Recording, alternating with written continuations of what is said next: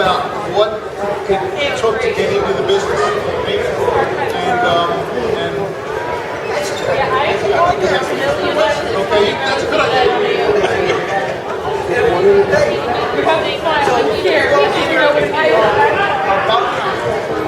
Also, just the rest of your feet, one way or the other. But what I really want first is, what's, you're here for the comic books, I'm here for the Star Wars.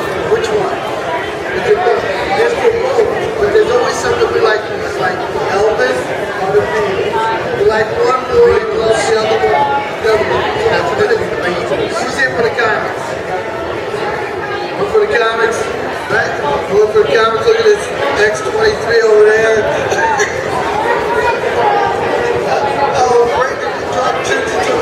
Drawing and attention go hand in hand. Alright, so what's your favorite character? You gotta always have a favorite. It all starts with love. Just kind of anything.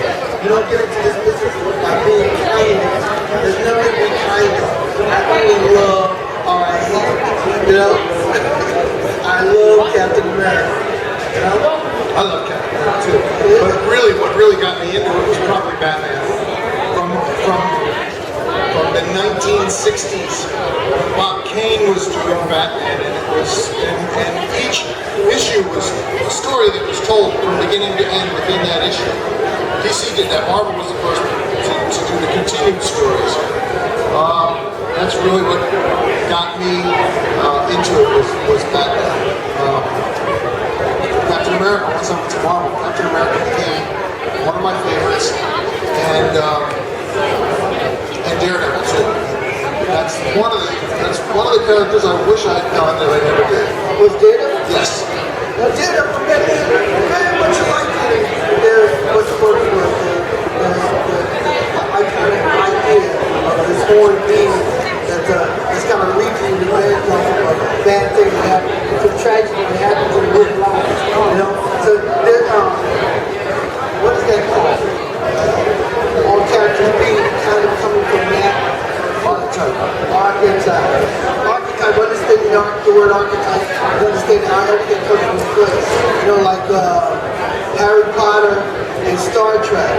Very much alike whether you think about it at all. King Arthur, you got the one guy that's really the dude who's leading the way, and then you got his constituents who represent all the other pieces of our same person, the id. You know, we're talking about doubt and knowing and feel. So you got Harry Potter, Hermione, and Wesley. You got Kurt, Spock, and Dr. and Bone.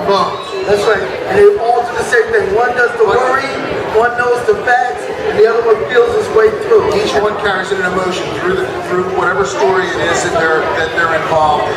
Each one is responsible for doubt, one of them, and skepticism, and another one is, and one of them is an optimist, and then another one is a pragmatist who's just only going to see things one way. Then you have an antagonist who's just going to try to mess the cart over, knock it over, for his own purposes. Right. Here you go. Yes.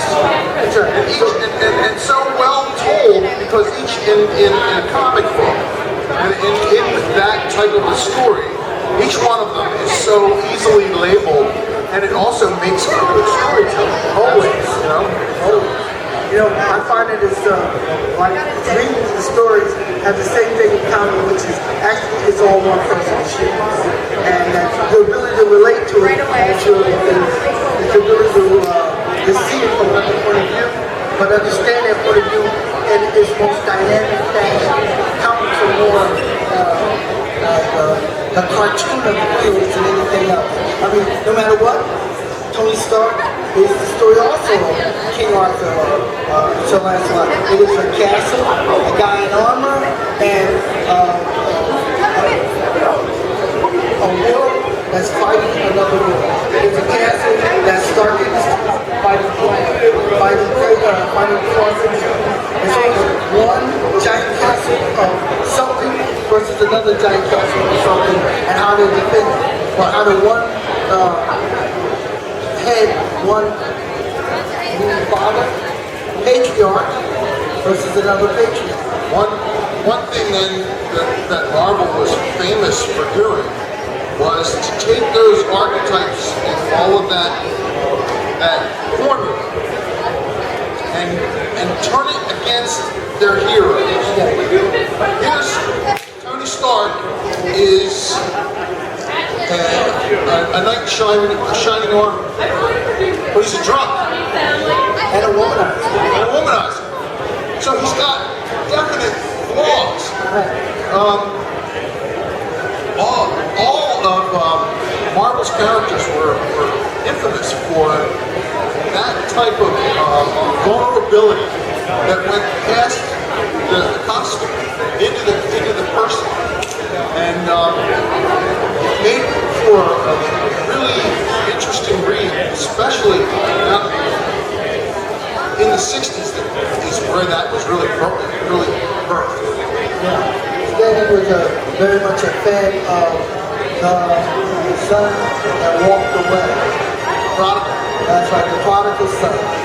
And it's always in the lessons of learning from your mistake that always makes for an interesting character. And that's why always is it more necessary. That's why we're bringing in Ted over there, principal of the school, that to teach literature, because comic books are an extension of some understanding of some other literature, some specific poem, some specific famous classic that makes the idea come across best. Well, when do we get to bad mouth the industry? I want to bad mouth the industry. Come on, let's bad mouth. I'm not bad. Oh, you want to bad mouth the industry? I want to bad mouth the industry.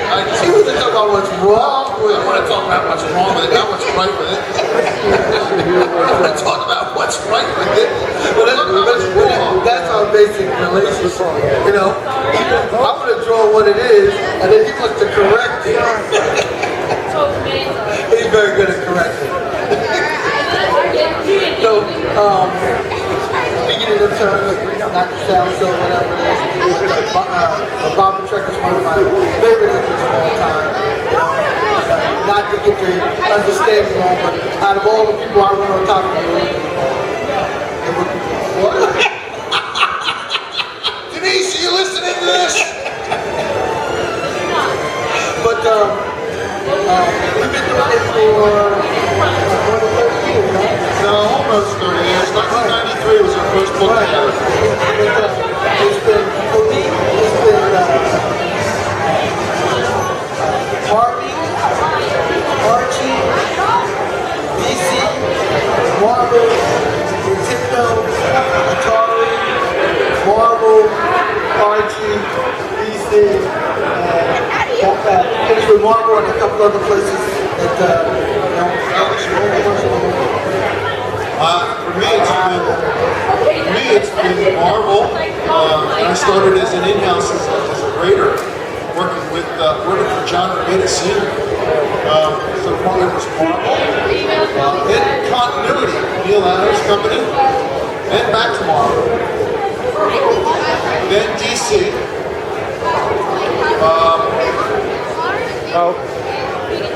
Brief stint with you on Omni, but that didn't go.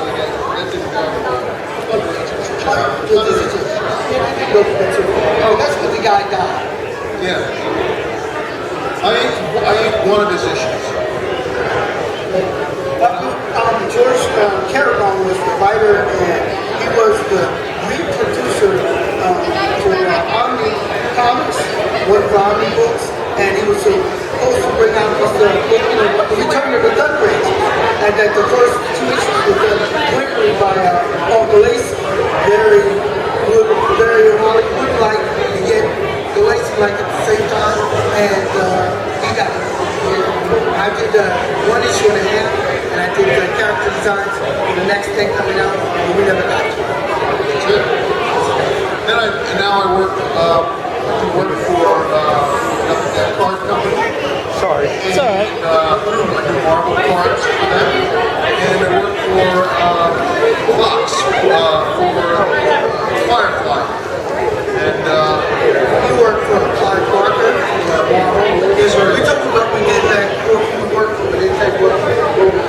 And it was Clive Barker who did a lot of, well, he didn't do any of the horror comics, he did the superhero,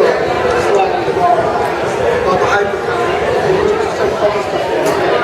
Did Wraithheart, and Wraithheart was a character that went, he wound up doing 3 issues in the book, and Marvel went bankrupt in 1996, and they went bankrupt and they almost folded, and they canned several books before they even came out. Now they were actually finished, and they still never went to press. I have some of the Wraithheart original art at my table. It's very, very rare. We wound up getting it back. I have a few pages left. Yeah, but why don't you tell them about Scooby-Doo? Oh, we did Scooby-Doo too!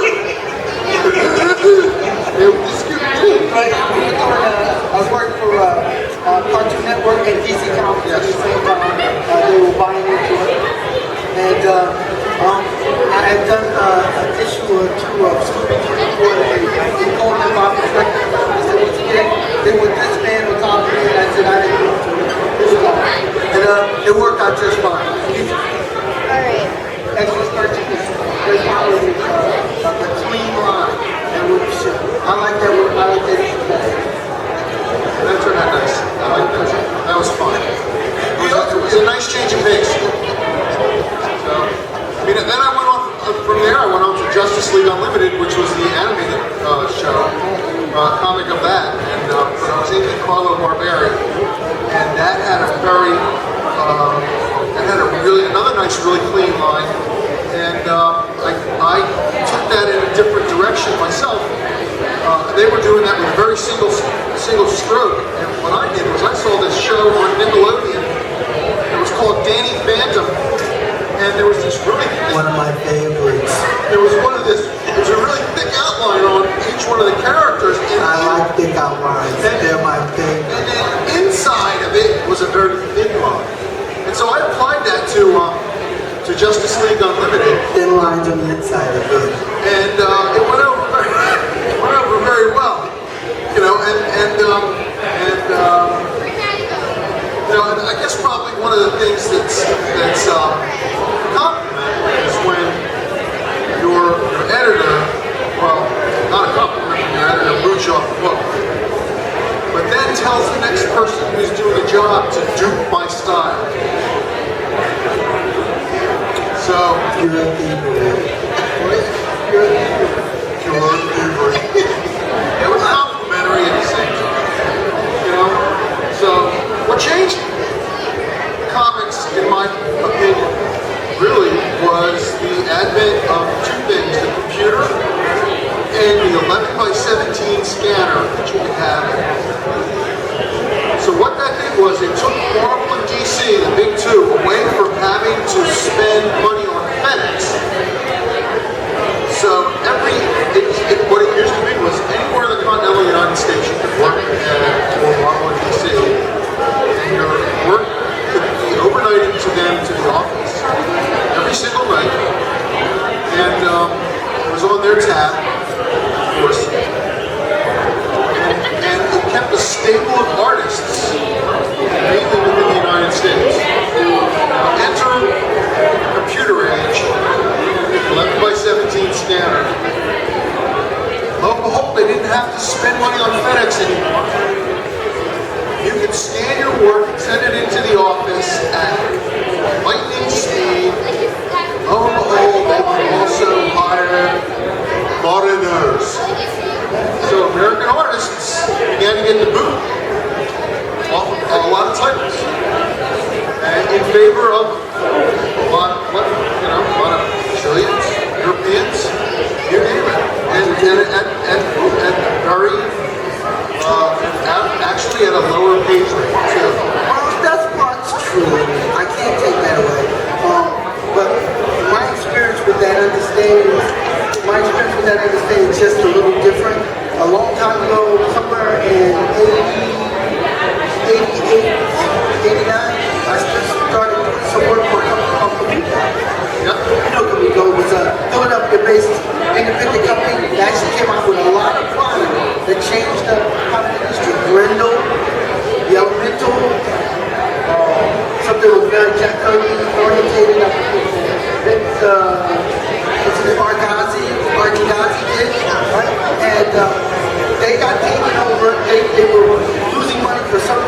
mother, which didn't make any sense because all their books were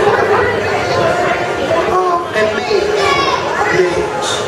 Mage knocked everything off. DC and Marvel didn't know what to do about it. This third little comic book company was selling out in all kinds of ways. And the guy that did Lady Death was coming out, and what's that? Billy Tucci. And some guy that was a firefighter who was turned superhero, but a superhero firefighter. Savage Dragon.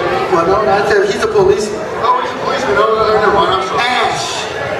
Right, okay, very That's good. like one only Ash. Well, one way or the other, Kamiko was collapsing, and they got bought by some guy. Doesn't really matter. I can't even remember his name. I was doing a thing called the Atomic Clones, and they went bankrupt. And I come to see them to turn a piece of work in, and the guy that was supposed to give me the work was gone. Everybody was gone, but there's one guy who owned the building and owned the exercise equipment and everything. He said, well, I took over. And if you could do me a favor here, I'll hire you to do me a couple of pictures. We kind of do our own version of Thor. We're calling it Donna. And I said, yeah, no, Donna. He's Donna. Another word is Donna. There's Norwegian, there's Viking, and there's but I'll call it Norwegian. It's the Norwegian version of Thor. There was Tyr and Donna and Thor, same character. Like Hercules, Heracles, and Hero. They were the same guy, right? So he wanted to make Donna get a hammer and all that, and he's trying to pay me for it, but not me. And he says, well, you know, I'm doing you a favor. Because, you know, we pay for the comics, and you guys get to make comics, but, you know, you never cover anything that we lose. And I said, so this is all about me, and I'm doing you a favor by giving you some work. And I looked at him and said, dude, see that thing over there you got there, that fax machine? In another 2 years, anybody and their mother can afford it. You can buy a bike, you can buy a fax machine, you can buy a printer. And with that, me all by myself in a room can make a comic. And I can draw, and I can write, and you can't. Maybe you can write, I don't know. But you can't draw. So that means I get to print my own comics, and the world is going to change. And the world did change. Now the part that people get caught up in, and their feelings are hurt about it, is because they're not connected to the industry anymore. I don't know if anybody knows who Sal Buscema is, but Sal Buscema, I met him in at DC at Marvel Comics when I was doing a little work. It was the what if Captain America became the Punisher, or what if the Punisher became Captain America, whatever. I was doing that, and he's in the hallway, dressed to the nines, looking for work. Sal Buscema, the backbone of Marvel, looking for work. But you know, the world changes. His way of drawing he's been doing it for 30 years, and Marvel doesn't need the world to look that way anymore. They're looking for a new thing. They're looking to evolve. I accept that. But here's a man fighting to find a job when easily, if he made his own comic book, he'd sell 60,000 copies. Why does he need you? And I said to him, why he said to look for it? I said, Sal, you can make your own comic books. Heck, as fast as you want, you can make 2-3 comic books a month. And whether they're selling 10,000 to 30,000, all that money will be yours instead of somebody else. Because all you got to do is connect yourself to the store or to the distributing system that delivers comic books to the store. You're your own comic book company. But you couldn't get past that. Because you want everybody to draw Spider-Man once. You know, I understand it. I have a hard time. I'm just getting into the Marvel independent comics. You know, I just got off. I'm not sure. Hey, somebody works for Marvel. That's where I went. Marvel's milk. I just got off of it. Well, you know, and we it's supposed to sustain us. so you know what Marvel's doing now?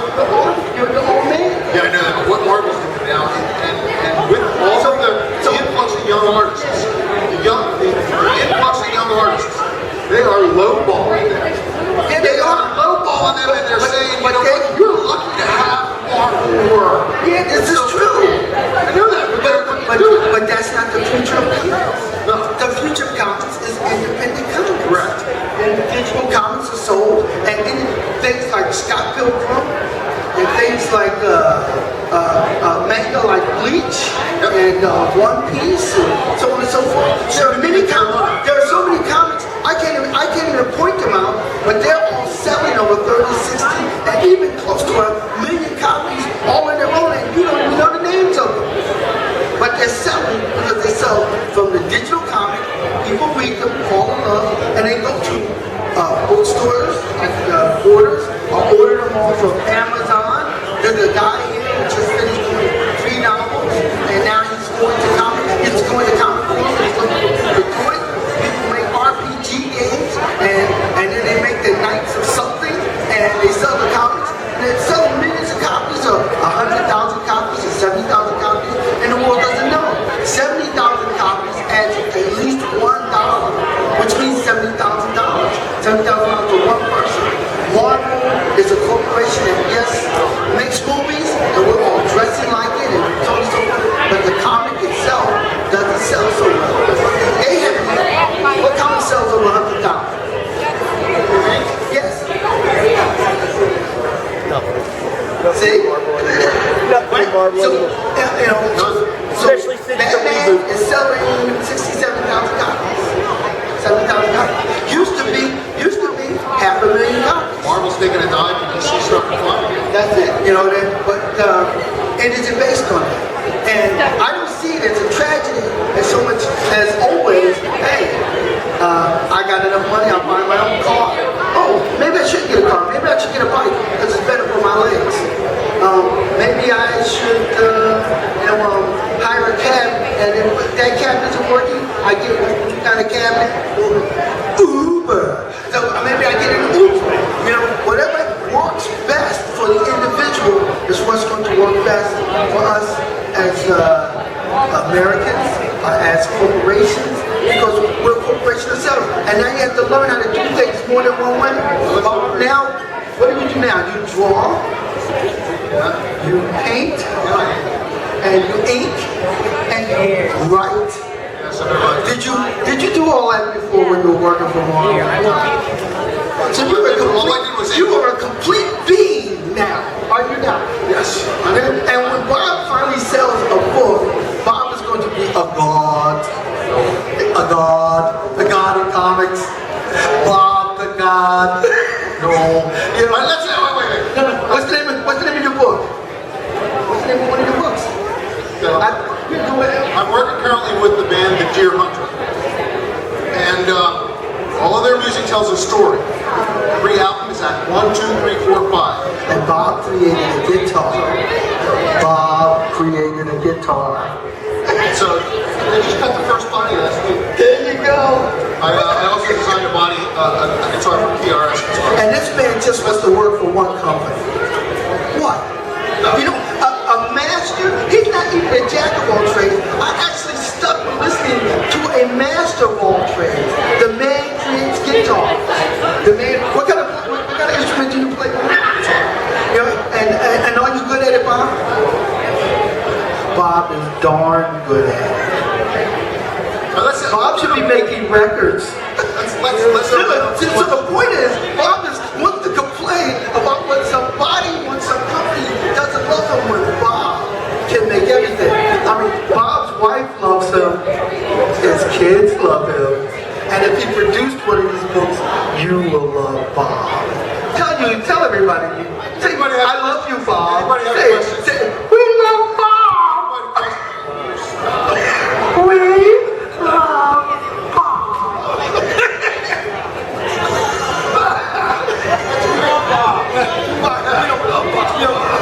multicultural, right? Complete being is what it's about. Complete being is what it's about. You know, women have been multifunctional from day one. You gotta be mommy and everything else. You gotta support her. You gotta be everything. You know, and once you step out of the sphere of being mom, you realize all those skills turn into other things. And Bob has become all the other things. Let go and grow. You grow, become the God you were meant to be. You know, all he has to do is let you know. Look at the guy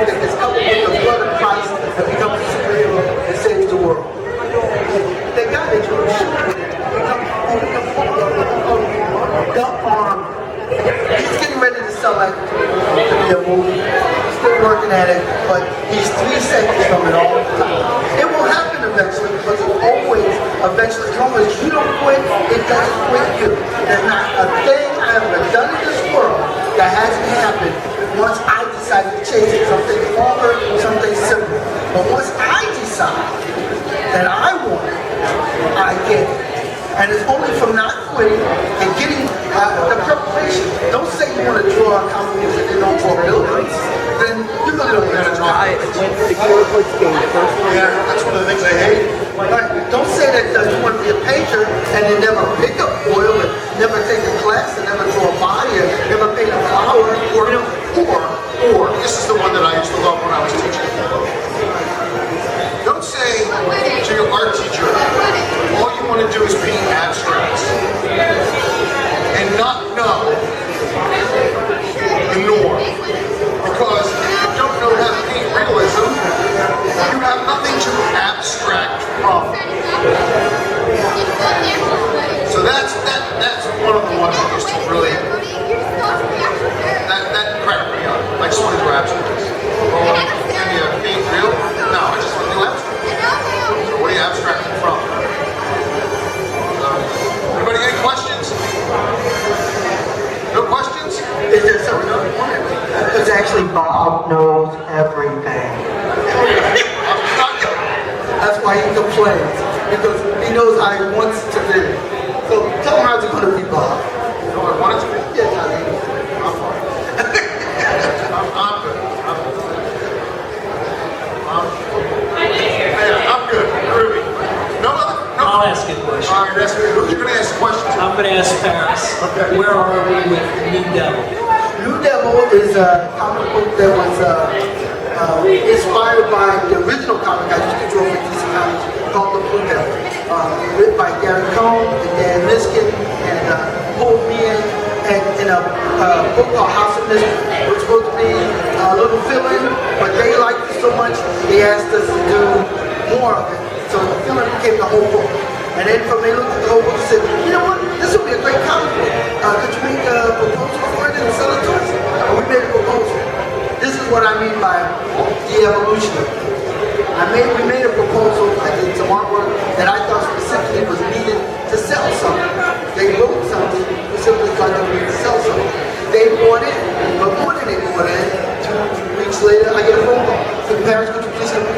Could you come in, Paris? Monday, come in early. Somewhere around 11 o'clock if you good. And I made sure I get in at 11. That was when I was young and I always did things on time. I showed up.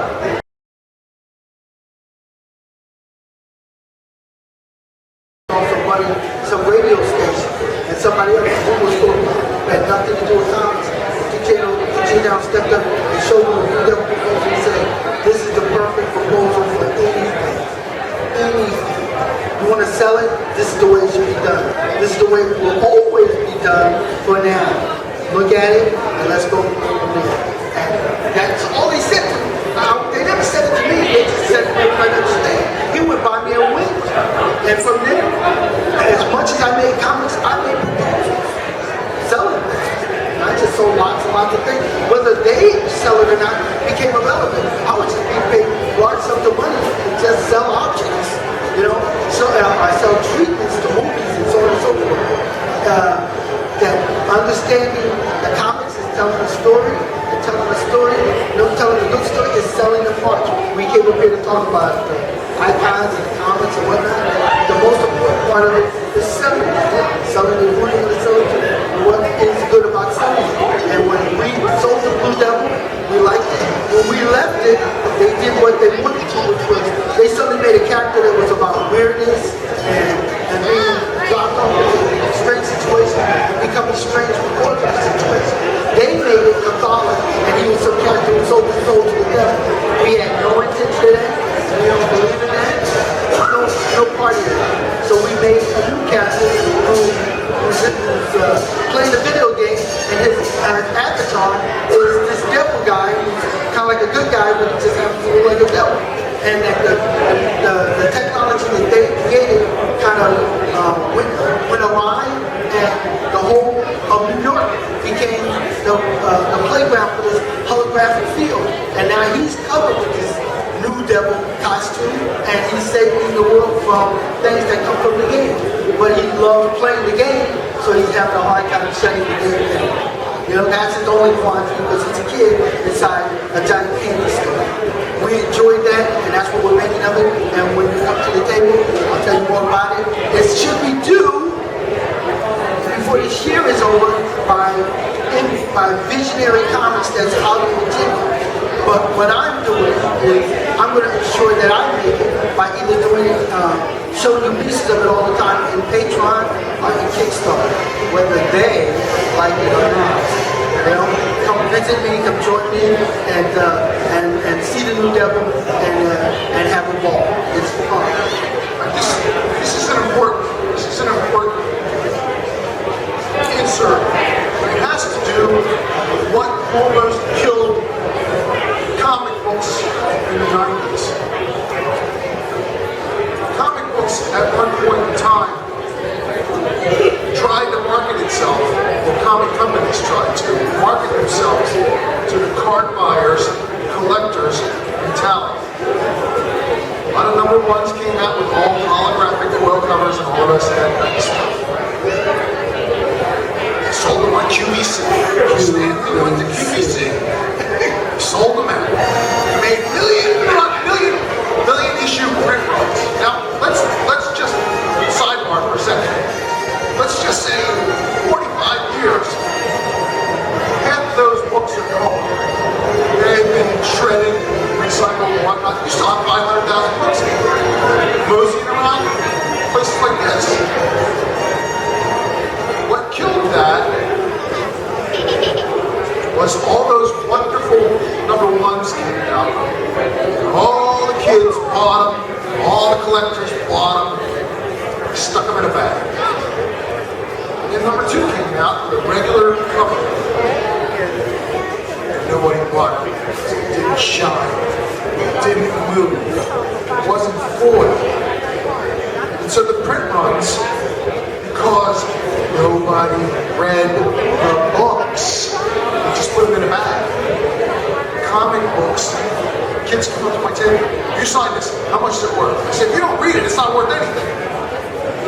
You gotta read the book. Reading the books is what keep them alive. Not the movies. Reading the books. Keep the print runs going. Bob Petrecca. I totally agree with Bob Petrecca. I totally agree with Bob.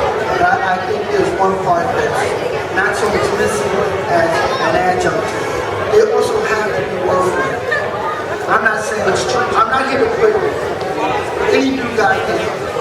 But in the beginning of making something new is that earnestness to grow. And back then, image was a new idea, and people for lots of advertising ideas to get you to look at it, especially computer color. But the second one was they advertised these three places. Bob Liefeld was in the Spike Lee commercial. They advertised on QVC. Like you said, they did all kinds of covers, all kinds of things to get the market to participate.